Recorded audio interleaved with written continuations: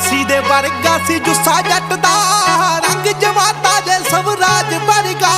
ਕਬੂਤਰੀਆਂ ਤੇਰੇ ਜਿਹੀਆਂ ਬਹੁਤ ਪਿੱਛੇ ਸੀ, ਮੁੰਡਾ ਸਰਪੰਚਾਂ ਦਾ ਸੀ ਬਾਜ ਵਰਗਾ। ਚੜੀ ਸੀ ਜ਼ਬਾਨੀ ਪੈਟਰੋਲ ਵਰਗੀ, ਲਿਸ਼ਕਦਾ ਸੀਗਾ ਤੇਰੇ ਗੋਟੇ ਨਾਲ ਦਾ। ਤੇਰੇ